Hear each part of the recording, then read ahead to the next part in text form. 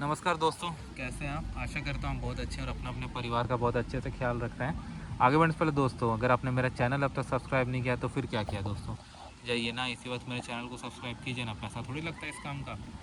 तो दोस्तों आज के इस वीडियो में हम ये डिस्कस करेंगे कि क्या कनाडा का रियल एस्टेट डिज़ास्टर की तरफ बढ़ रहा है। बस एक बात क्लैरिफाई करो दोस्तों कि मैं कोई रियल्टर या कोई भी प्रोफेशनल बॉडी नहीं हूँ जो कि इस इंडस्ट्री को गवर्न करता है या किसी भी तरह का प्रोफेशनल रिलेशनशिप है। तो अगर आप इस वीडियो से कुछ ले रहे हैं, आप अपने रिस्क पर ले रहे हैं। मेरा एक आम आदमी का व्यू है दोस्तों। मेरे हिसाब से ये डिज़ास्टर की तरफ बढ़ रहा है क्योंकि मैंने बहुत लोगों से बात किया और सब लोग परेशान हैं जिस तरह से इंटरेस्ट रेट बढ़े हैं।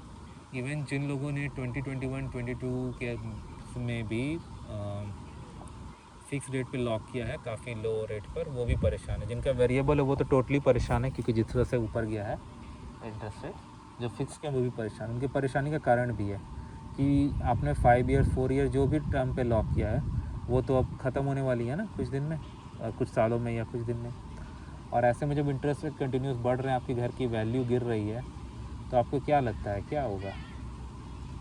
आप पहली बात तो ये कि कनाडा में घर बहुत महंगे हैं, उसके बहुत सारे कारण हैं। आप यूएस और कनाडा कंपेयर कर लीजिए, आपको दिख जाएंगे क्या डिफरेंस है।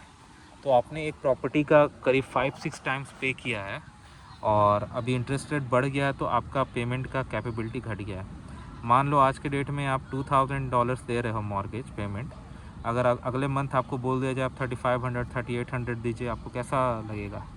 ऐसा हो रहा है बहुत लोगों के साथ, कोई डाउट नहीं ऐसा हो रहा है। तो ऐसे में होगा ये कि लोग दे नहीं पाएंगे, डिफ़ॉल्ट होंगे और फिर फोर्स सेल होगा। फोर्स सेल ऑलरेडी हो रहा है और ये बढ़ता ही मुझे जहाँ तक लग रहा है बढ़ता जाएगा। एक बड़ा रिस्क जो मैं अभी देख रहा हूँ जो कि मुझे लग रहा है काफ़ी ज़्यादा हिट करेगा, बहुत सारे लोग कनाडा में इन्वेस्टमेंट प्रॉपर्टीज़ करते हैं जिनसे वो रेंटल बना के उनसे इनकम लेते हैं। अब आप रेंटल एग्रीमेंट किसी के साथ करते हो तो कुछ प्रॉपर्टीज़ तो भाई आपके रेंट कंट्रोल होती है जो कि आप उतने ज़्यादा नहीं बढ़ा सकते, कुछ आउट ऑफ रेंट कंट्रोल होती है। तो जो आउट ऑफ रेंट कंट्रोल है उनमें भी मैं एक ट्रबल देखता हूँ। वो इस तरह से कि मान लीजिए आपने वेरिएबल लेके रखी है, आप $2000 आप पे कर रहे हो पर मंथ उसका मॉर्गेज, ठीक है। और आपको लेट से 2000 या 2200-2300 जो भी एक स्मॉल, मैं एक एग्जांपल दे रहा हूँ, पॉजिटिव कैश फ्लो है उतना आता है आपको। अब इंटरेस्ट रेट बढ़ गया आपका इंटरेस्ट और आपको पे करने आपको बैंक ने या लेंडर ने बोल दिया कि भाई आप $3000 करो। अब यहाँ पर दो कुछ चीज़ की क्या होगा कि पहला तो आपका कैश फ्लो नेगेटिव हो गया। आप कहाँ से लाओगे? बहुत लोग अफोर्ड कर पाते हैं, बहुत लोग नहीं कर पाते हैं। अगर आप नहीं कर पा रहे तो आप क्या करोगे? आप टेनेंट से बोलोगे कि भाई रेंट बढ़ाओ, तुम 2000 है कल से तुम 3000 दो। टेनेंट भी एक्सेप्ट नहीं ना करेगा इतना आसानी से। वो क्यों करेगा? कोई भी नहीं करेगा। लेकिन यहाँ पर फिर क्या होगा? मजबूरी में घर अगर बिक जाए तो वो टेनेंट को भी घर मिलेगा क्या? क्योंकि अगर घर बिक गया है, नए ओनर बोलेंगे हम अपना प्राइमरी रेसिडेंस उस घर में आना चाहते हैं, मतलब टेनेंट को छोड़ के जाना होगा। 60 डेज़ का नोटिस दिया जाता है, जिसको जाना होगा। तो ये होगा और ये हो रहा है। बहुत सारे लोग इसमें परेशान हैं, टेनेंट्स परेशान हैं, इन्वेस्टर्स परेशान हैं। इन्वेस्टर कह रहे हैं मेरे पास कोई चारा नहीं, मैं नहीं अफोर्ड कर पा रहा, कैश फ्लो इतना ज़्यादा नेगेटिव हो गया है कि अब नहीं होगा। तो ऐसे में ये समस्या उत्पन्न हो रही है और ये काफ़ी हद तक बढ़ते जा रही है। तो मुझे लग रहा है कि एक बहुत बड़े डिज़ास्टर की तरफ हम बढ़ रहे हैं रियल एस्टेट का। तो और स्पेशली जब इन्फ्लेशन इतनी ज़्यादा है।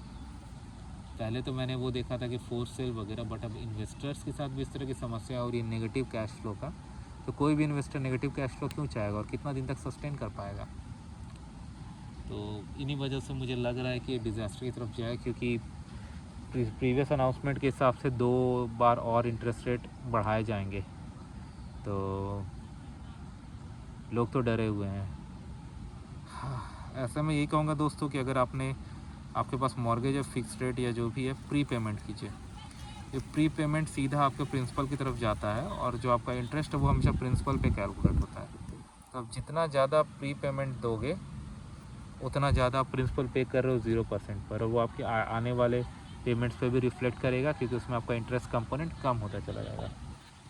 तो इस तरह से आप ये कर सकते हो। वीडियो देखने के लिए धन्यवाद दोस्तों। चैनल को प्लीज़ सब्सक्राइब करके ही आगे जाइएगा। धन्यवाद।